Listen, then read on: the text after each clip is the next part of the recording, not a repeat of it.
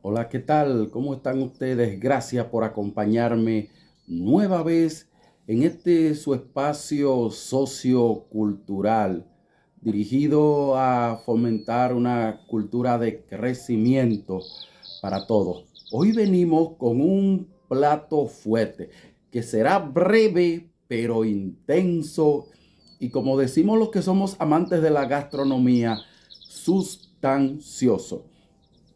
Se trata nada menos que de los 7 presidentes dominicanos más influyentes en nuestra historia. Los iremos colocando de modo tal que el número 1 usted lo va a considerar el más influyente de todos los tiempos. Solamente pudimos connotar 7, porque tratamos de hacer un trabajo desinhibido de pasiones políticas, apegándonos a la objetividad y al respeto a la inteligencia suya, que es lo más importante. Así que puede estar seguro que cada uno de estos individuos que usted va a ver aquí influyó de manera decisiva en el futuro político, tanto de su generación como de aquellas que le precedieron. Sin más preámbulo, en el encasillado número 7 de los 7 presidentes más influyentes de la República Dominicana, Felipe Horacio Vázquez Lajara. Nació el 22 de octubre de 1860 en Moca y falleció el 25 de marzo de 1936 en Tamboril. Fue un militar y político dominicano que ocupó la presidencia de la República Dominicana en 2 periodos, 1902 a 1903 y de 1924 a 1930. También fue presidente interino en el año de 1899, en el cual tenía el propósito de organizar y celebrar unas elecciones justas. En 1903 formuló un programa provisional de gobierno basado en la honradez, el desarme, el desarrollo agrícola y educación pública. Mire, los avatares de la vida política lo llevaron a declinar la candidatura presidencial en 1905, a pesar de que era el líder del partido horacista, y respaldar la de su primo hermano, Ramón Mon Cáceres Vázquez. Horacio entró en contradicción con algunos de los funcionarios y líneas políticas de ese gobierno y en 1909 decidió irse al exilio. En su periodo constitucional de 1924 a 1930 recibió el gobierno de manos de los americanos, ¿verdad?, con el compromiso de mantener esa estabilidad que habían dejado los americanos y que no se vivió previo a la primera intervención de aquellos. Horacio Vázquez protegió la industria nacional y la agropecuaria. Ejecutó un amplio plan de desarrollo de infraestructuras de hospitales, acueductos, escuelas e institutos agrícolas, carreteras, puentes, caminos, obras de riego, promoción de cultivos y puertos.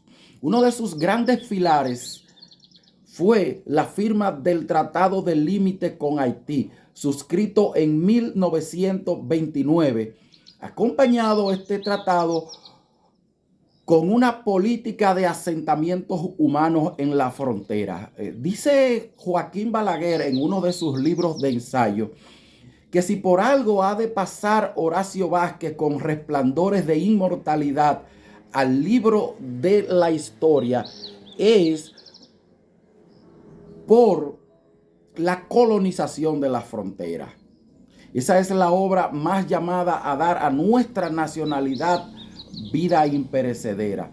En el gobierno de Horacio Vázquez hubo progreso, bienestar y crecimiento institucional. En 1929, preste atención a este dato, solicitó la presencia de una misión financiera presidida por Charles Dow, expresidente de los Estados Unidos y Premio Nobel de la Paz, que en un contexto de casi recesión mundial hizo recomendaciones difíciles de cumplir, como reducir compromisos financieros contraídos, reformular contratos que se estimaban sobrevalorados, crear las leyes de presupuestos, obras públicas y Contraloría y las oficinas del Contralor y Auditor General.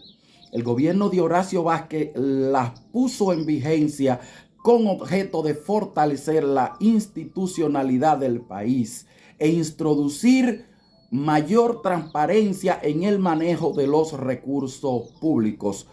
En su honor, un municipio de la provincia de Montecristi lleva su nombre.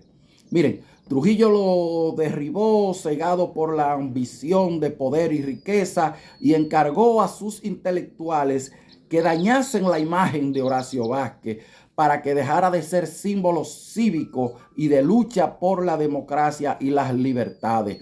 Labor reforzada hasta nuestros días con las pinzas introducidas por relacionados al bando conservador y neotrujillista, de quienes incluso alimentaron la división entre Horacio y Moncáceres.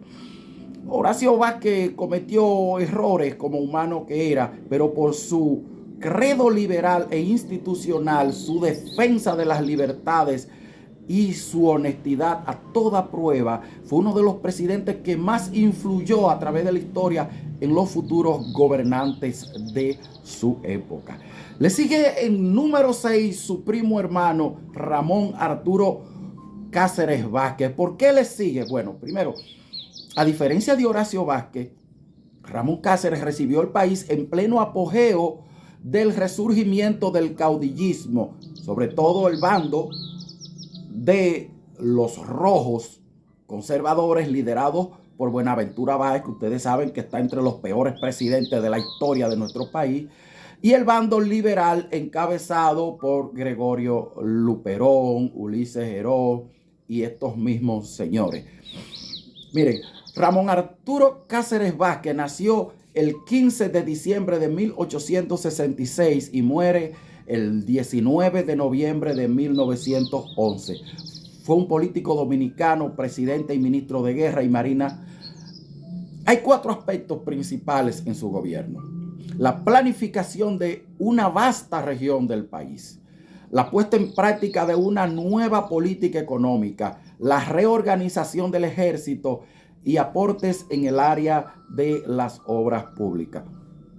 A su llegada al poder, Cáceres tuvo que hacerle frente al problema económico del país. La deuda pública alcanzaba los 47 millones de dólares. Multiplique eso por 1000 a nuestros días y tendrá una idea del peso económico que era para la República Dominicana. Era casi impagable.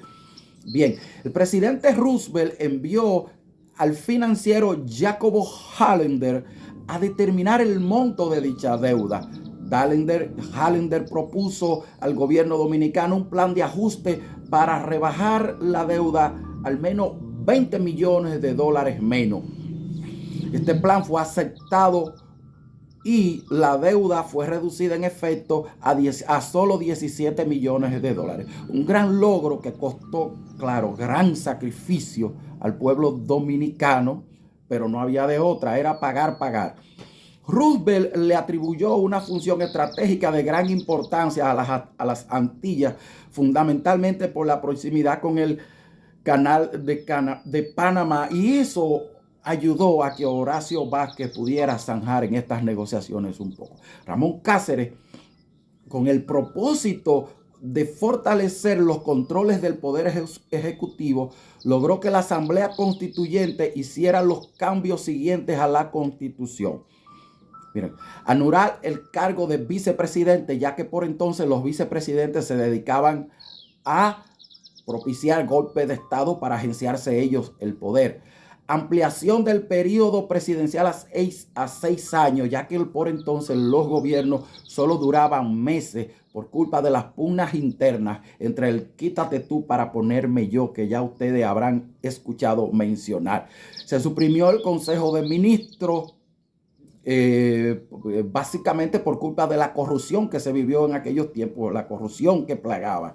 Los gobernadores provinciales dejaron de tener control militar en sus provincias y sus funciones quedaron reducidas al plano civil. Se creó una cuenta especial en el presupuesto denominada Cuenta de Generales a las órdenes del presidente de la República a fin de él afianzarse en el poder.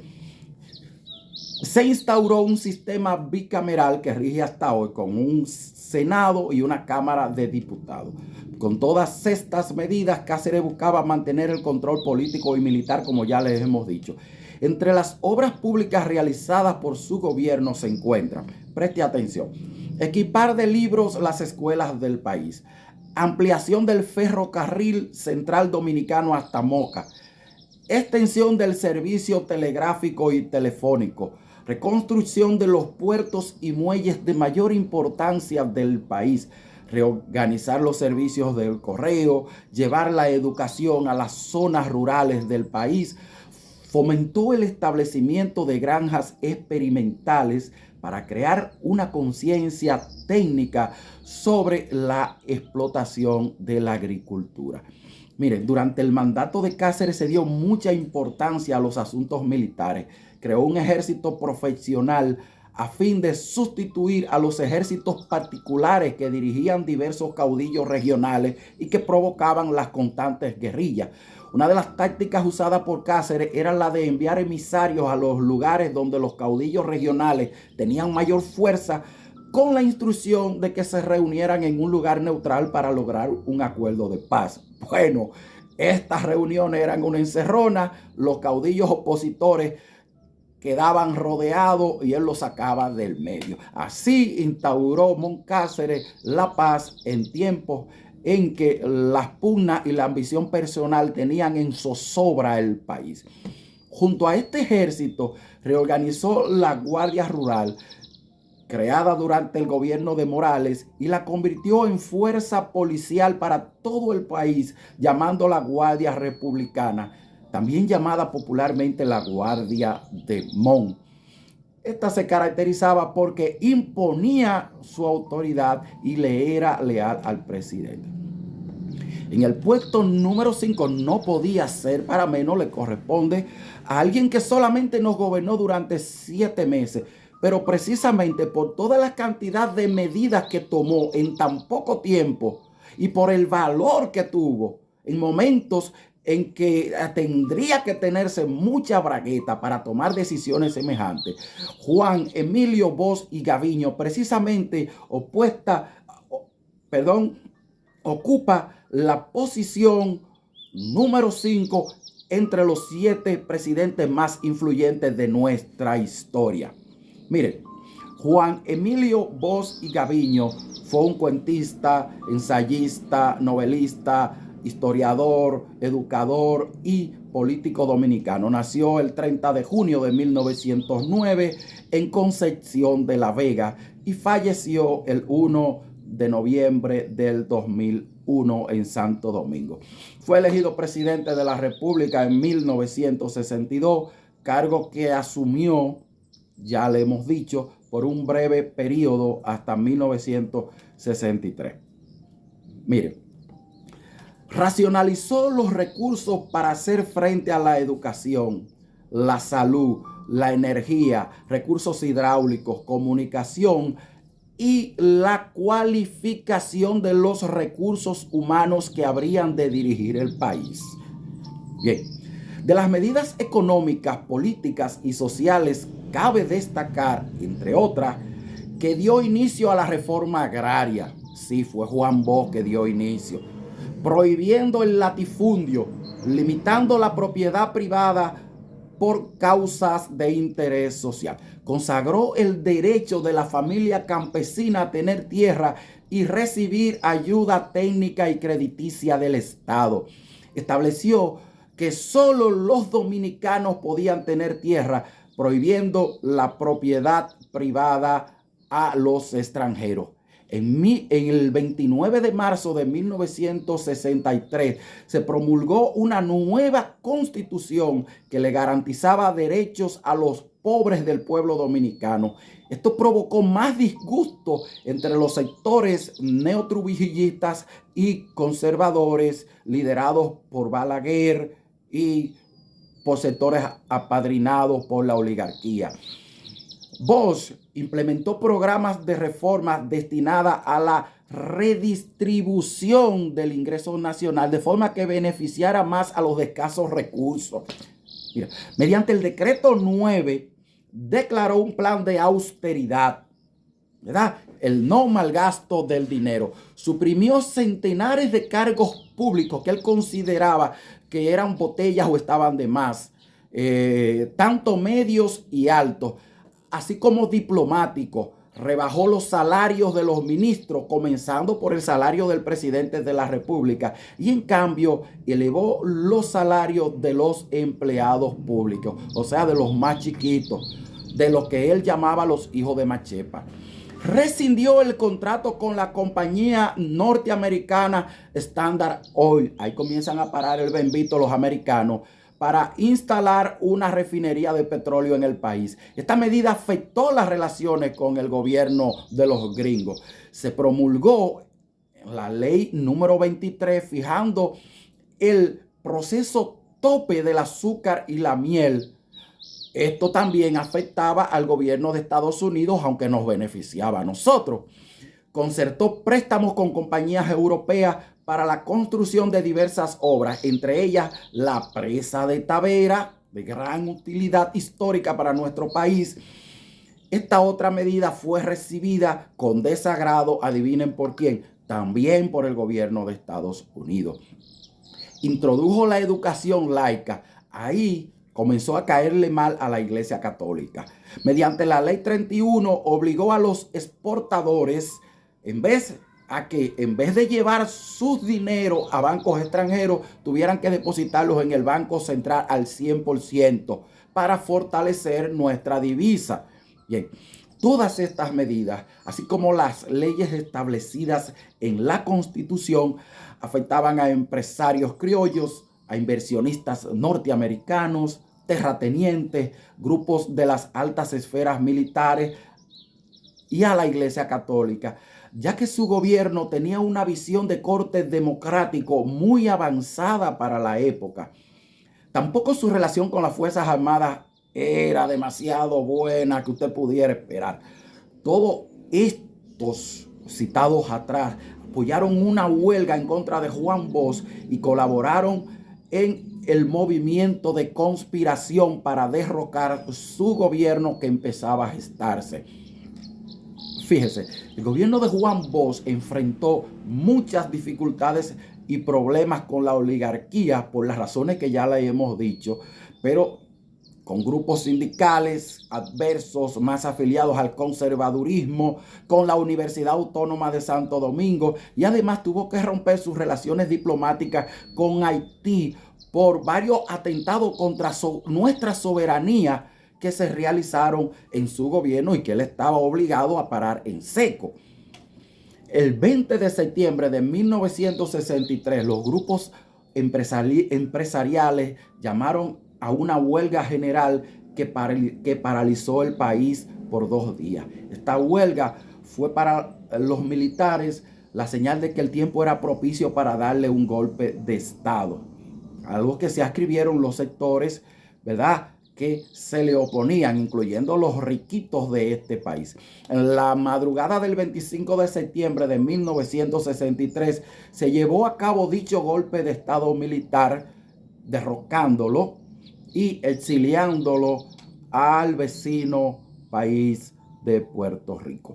Ocupando la posición número 4, inmediatamente después de Bosch, está Monseñor Fernando Arturo de Meriño. Fíjese, otra figura que ha sido muy despotricada y que algunos creen que con sobrada razón, pero que sin embargo usted se podrá dar cuenta en este análisis que el hombre tiene mérito para ser de los presidentes más influyentes que ha tenido nuestro país, tanto por su gestión de gobierno como por su persona, por su liderazgo y por la admiración que despertaba en los sectores políticos más liberales de su entonces. Fernando Antonio Arturo de Meriño y Ramírez nació el 9 de enero de 1833 en Yamasá, República Dominicana, y muere el 20 de agosto de 1906 en la ciudad de Santo Domingo.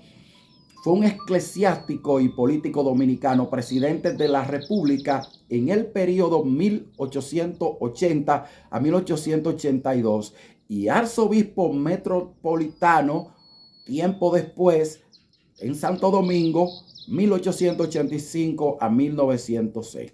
Miren, para apoyar al entonces sacerdote Fernando Arturo de Meriño, Gregorio Luperón hizo una consulta previa a los principales dirigentes del Partido Azul, quienes dieron su voto favorable en las votaciones del 23 de julio de 1880. Bien. Fernando Arturo de Meriño tomó posesión de la presidencia de la República el 1 de septiembre de 1880. Continuó la obra gubernamental que había iniciado el entonces presidente Gregorio Luperón durante su gobierno provisional de 1879 a 1880. Impulsó la educación nacional. Se fundaron varias provincias, escuelas superiores, y en la ciudad de Santo Domingo se abrieron nuevas cátedras de derecho civil, constitucional e internacional, también de medicina, de farmacia y de agrimensura.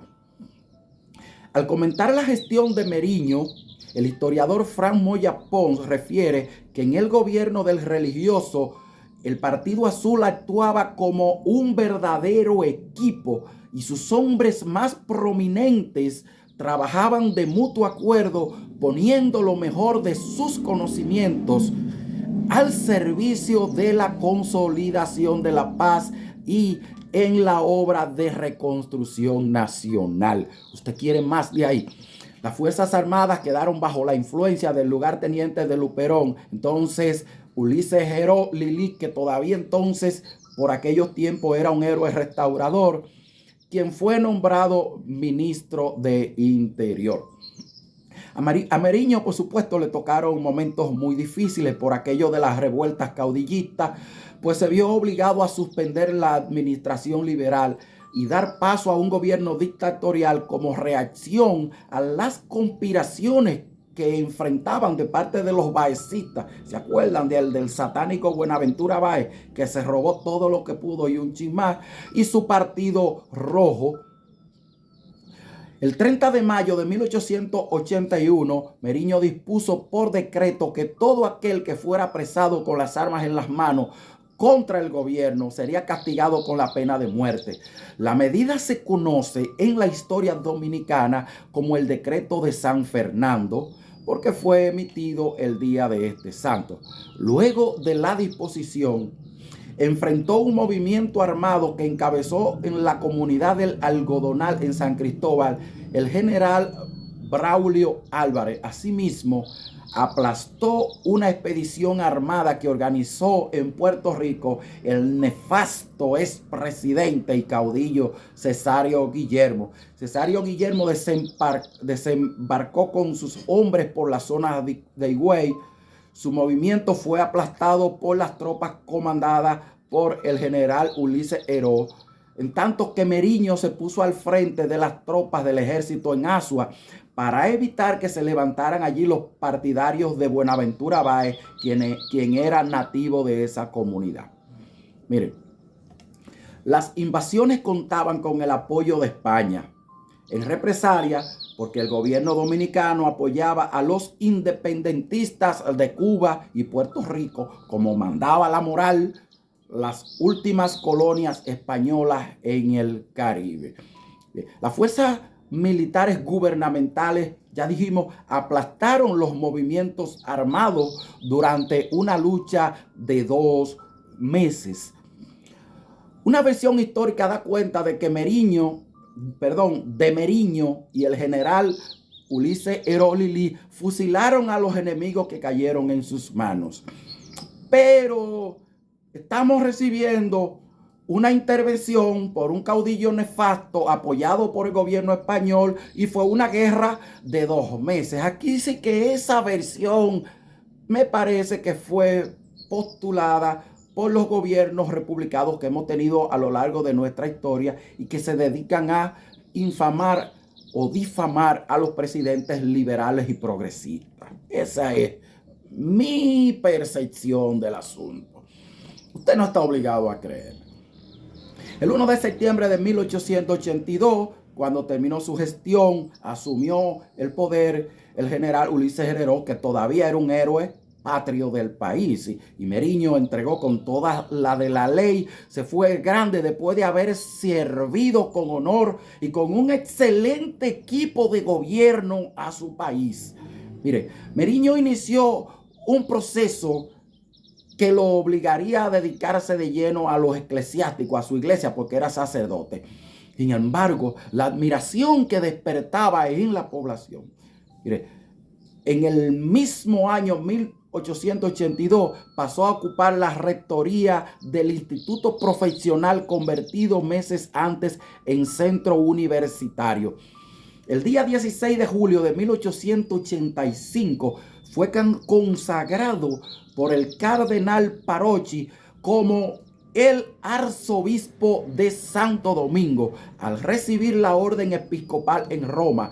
El acontecimiento fue motivo de regocijo para todo el pueblo dominicano de entonces. La decisión de la Iglesia Católica se produjo en un momento en que el país, ¿verdad?, había hecho un movimiento de peticiones para que se cogiera un arzobispo que fuera de Santo Domingo.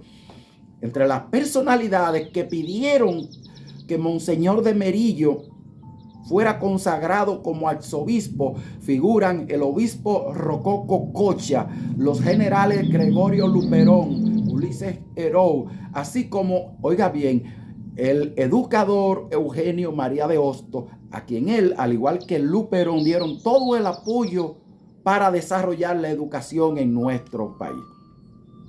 En la posición número 3, y no aceptamos, nadie aceptaría que ocupara un peldaño inferior, el ilustre, eminente Ulises Francisco Espaillá, hombre de profundas convicciones éticas y de respeto absoluto a las libertades públicas del pueblo dominicano.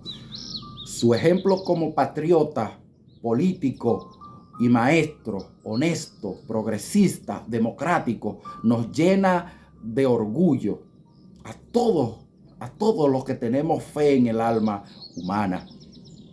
Por todas las virtudes de este prohombre de la patria, se instituye el Día Nacional de la Ética Ciudadana mediante el decreto 252 del 2005, a ser celebrado cada año el 29 de abril. Miren, Ulises Francisco Espaillá nació en Santiago de los Caballeros el 9 de febrero de 1823.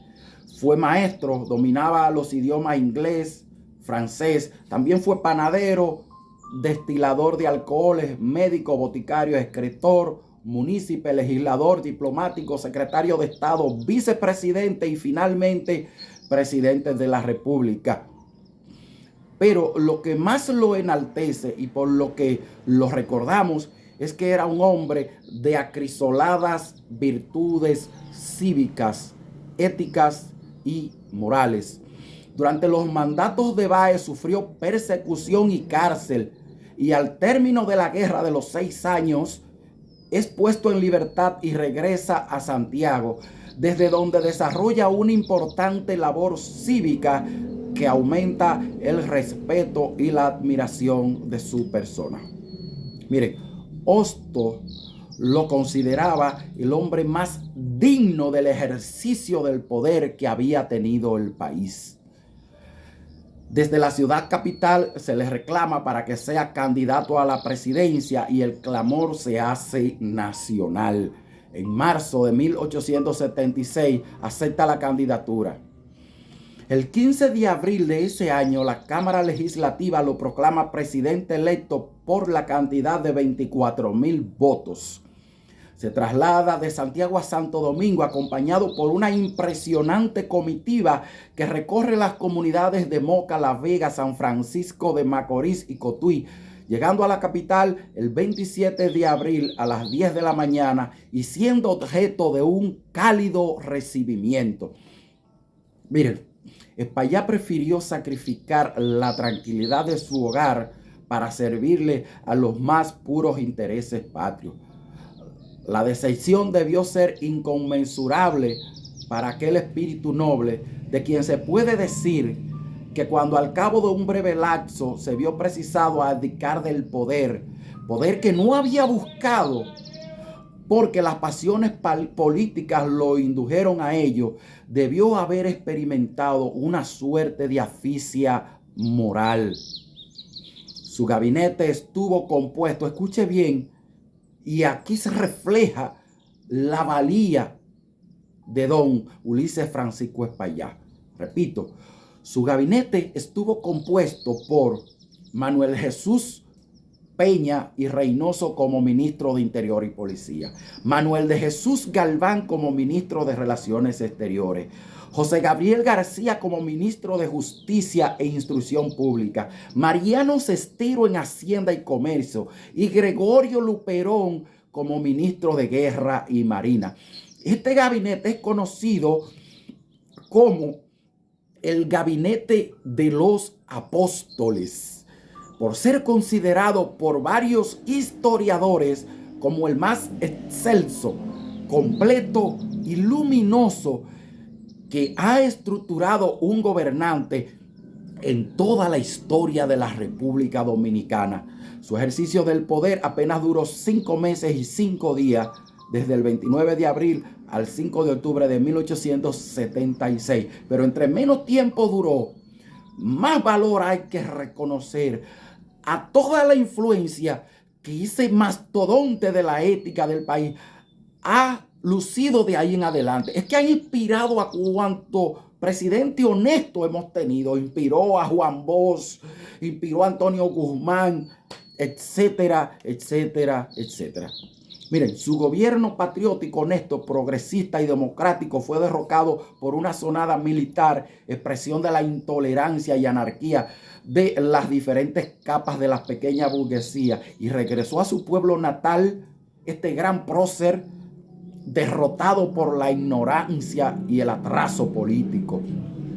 Murió en Santiago el 25 de abril de 1878, rodeado de la admiración y el respeto de todos sus compueblanos.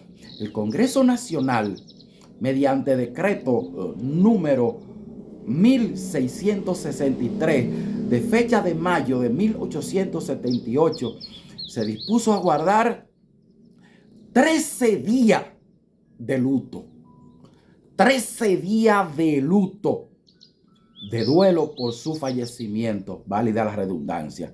Su ejemplo como patriota, político y maestro nos llena de orgullo, y sobre todo por ser uno de los presidentes que puso en alto el combate contra la corrupción en nuestro país. Bien, la posición número 2 está, señores, ocupada por un presidente que quizá usted no tiene idea del impacto que tuvo don Silvestre Antonio Guzmán Fernández y todo lo que logró este hombre, aparte de ser el primer presidente liberal demócrata que logró completar con éxito los 4 años, ya que otros presidentes como Meriño tuvieron que enfrentar azonadas militares. Miren, Silvestre Antonio Guzmán Fernández, más conocido como Antonio Guzmán, nació en el 12 de febrero de 1911 en Concepción de la Vega y falleció el 4 de julio de 1982 en Santo Domingo. Fue un agrónomo, empresario y político, presidente de la República Dominicana desde 1978 a 1982. Guzmán provenía del sector de los hacendados de Santiago de los Caballeros, segunda ciudad de importancia del país. En su campaña electoral, el PRD difundió el eslogan "El cambio sin violencia", algo que se propuso al parecer hacer el presidente Silvestre Antonio Guzmán Fernández. Su victoria representó una fase de apertura democrática y respeto a las libertades y derechos de los dominicanos. El gobierno de Antonio Guzmán se caracterizó por una serie de aspectos como crear un clima de democracia para la República Dominicana, es decir, dar apertura y fortalecer la misma, ya que el país acababa de salir de la dictadura de los 12 años de Joaquín Balaguer. Otra característica importante del presidente Guzmán fue el carisma que tenía entre la mayoría del pueblo dominicano por ser un hombre llano y muy humilde persona. Tomó una serie de medidas de tipo económicas, políticas y sociales que incidían de una u otra forma en la población dominicana, en las cuales se pueden citar las siguientes. Puso en retiro a los jefes militares del antiguo régimen de Balaguer, eliminó la ley de austeridad para proporcionar un desahogo al pueblo dominicano y promulgó la ley de amnistía a favor de los que habían sido exiliados por la dictadura de Balaguer y aquellos procesos políticos y que estaban en las cárceles también, solo por su ideología política. Miren, amplió y fomentó el financiamiento agropecuario a través del Fondo de la Inversión al Desarrollo FIDE en los 2 primeros años de su gobierno. Creó la Oficina Nacional de Transporte Terrestre o NATRATE de transporte urbano y nacionalizó la compañía minera Rosario Dominicana, ubicada en Pueblo Viejo, provincia Juan Sánchez Ramírez. Dispuso el aumento en el salario de los empleados del Estado e incrementar el gasto corriente del Estado a fin de proporcionar el empleo a las bases PRDistas que lo habían apoyado. Dispuso controlar los precios de los productos agrícolas en el mercado interno y destinar recursos financieros para el sector agrícola. Suspendió todo tipo de persecución política. Promovió el respeto a la independencia de los poderes del Estado. Se ocupó de la profesionalización de las Fuerzas Armadas. Miren, le correspondió enfrentar el 31 de agosto de 1979 el ojo del huracán David de categoría 5 que atravesó el país entre las provincias San Cristóbal y Baní. Más de 3,000 personas perdieron la vida durante este huracán que dejó a miles de familias sin vivienda, especialmente en las 2 provincias mencionadas, además de Azua, el Distrito Nacional, San Pedro de Macorís, Higüey, La Romana, El Ceibo y Monte Plata. Una tragedia en realidad. 4 días después llegó la tormenta Federico e hizo llover sobre mojado. Fueron 6 días de lluvia que inundaron y arrasaron con gran parte de las plantaciones agrícolas, destruyendo lo que no había destruido David. Se estima que unas 600,000 personas perdieron su vivienda a causa del huracán, lo que lógicamente enfrentó al presidente Guzmán en una gran crisis. Otro hecho importante que cabe destacar fue en su gobierno, gracias a la apertura democrática y el agrado que vio el Vaticano, la visita del Papa Juan Pablo II el 25 de enero de 1979.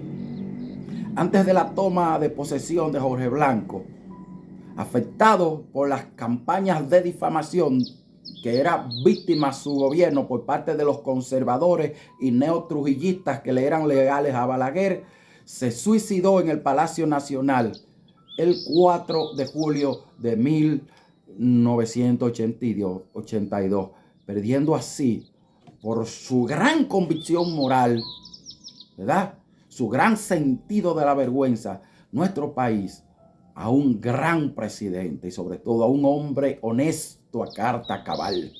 La posición número 1. Hablamos del presidente que trajo a Eugenio María de Hostos para desarrollar la educación en nuestro país. El presidente que, ¿verdad?, que hizo lo indecible para que Ulises Francisco Espaillá llegara a la presidencia, para que el arzobispo de Meriño llegara a la presidencia. Y el presidente que más luchó por la libertad y la soberanía. Es tanto así que es uno de los principales héroes restauradores de nuestro país. En un gobierno provisional de alrededor de un año, usted va a conocer ahora la gran influencia del ilustre Gregorio Luperón. Miren, nació el 8 de septiembre de 1839 en Puerto Plata y falleció el 21 de mayo de 1897 en esta misma ciudad. Fue restaurador, comerciante, militar, masón y un político liberal dominicano que participó en la Revolución Cibaeña, en la Guerra de Santo Domingo contra el Imperio Español y en la Guerra de los 6 años contra Báez.